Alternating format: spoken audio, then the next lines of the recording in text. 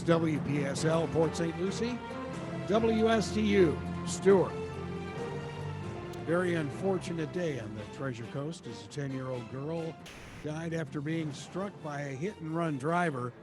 And with us, the Fort Pierce Police Department, Detective Alex Keelis and Curtis Jennings. Is that right? Is that correct? Yes, Curtis sir. Jennings, yeah. And your face looks familiar, that's all. Anyway, welcome to the studio. Horrible accident this morning in Fort Pierce. It's been a few hours now. What do you guys know?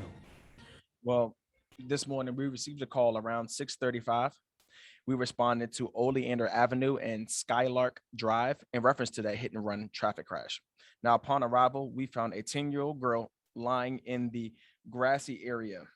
Now, we learned that this juvenile was walking across the street just to get on her bus when a driver traveling northbound struck the child and then fled. This juvenile was then transported to Longwood Regional Medical Center, where she later succumbed to her injuries, sad to say. And then the Fort Pierce Police Department is now looking for a white four-door sedan with front end on the right side damage.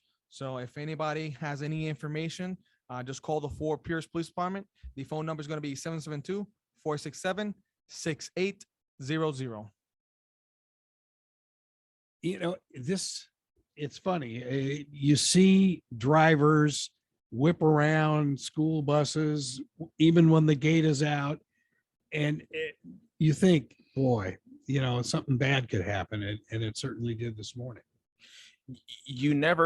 This is a mother's worst nightmare. Yes. To witness this happen right in front of her eyes as her daughter got out the car, walked around, and then tried to cross the street. And Sure. Simply, you're just letting your child go to school. I mean, that's the one thing you expect to see them grow up, drive their first car, go to college, get married, have their own kids of their own.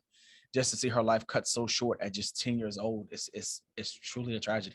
Detective Keelis, I mean, was there any evidence of any skid marks or any possibility he was slowing down? So as of right now, it's under investigation. We have our traffic homicide investigators on scene. They're still analyzing all the information that they gathered. So as of right now, I have no information. So again, you're looking for a white car. Correct. White Ford or sedan. And there's got to be front end damage. Correct. It's going to be to the passenger side, to the front end. Tragedy. There's just no other way to describe it. I mean, again, 10 years old, she just started life. And you would think these things hold near and dear to your heart. I have a 1-year-old daughter myself, and you think about these things when you just say, I want my child to grow up. I want my child to outlive me. That's normally how things happen like that. And normally you don't see something like this, but just a couple of weeks back, we were doing traffic enforcement, pulling people over, giving citations, telling them, watch your speed right on US 1. And then now we tell people, you have to be very cognizant. Tell people, slow down. That text message can wait. If you're going to drink, do it responsibly. These might not have been any factors today, but this is the worst outcome no parent wants to see or even hear about. But to the fact that this mother had to see her child die this morning, it's truly heartbreaking. Yeah, it is. And you think about the fact the child was 10. So you figure she's been on a school bus now for 5 years. This Right. is something mom had done hundreds of times. It was just a normal Thursday. Correct. Every parent would think that, and you kind of judge out the window. You can see your child, but you never think somebody should see the flashing hazard lights. Just like we said earlier, the flashing lights, hazard lights were on. The sign was out. Everything is blinking. You can see this easily. And then just for the driver to plow through, I mean, you took this child's life.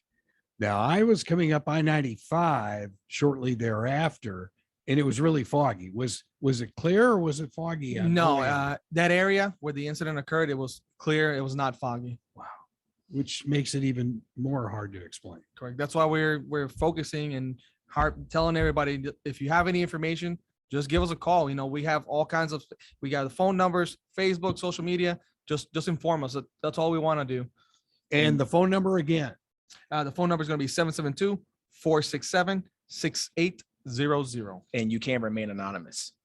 Perfect. And want to remind you folks who are listening or watching this on WPSL TV that this also will be, you folks will be around here on our Spanish station as well. Correct. Keeping everybody up to date. Horrible day on the Treasure Coast. There's no other way to describe this, but you guys are on top of it, and hopefully we'll find this individual in a hurry.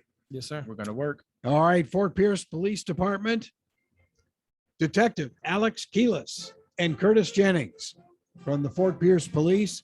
Thank them for being with us on WPSL, WSTU, and WPSL TV. And unfortunately, just an awful Thursday here on the Treasure Coast. No other way to describe it.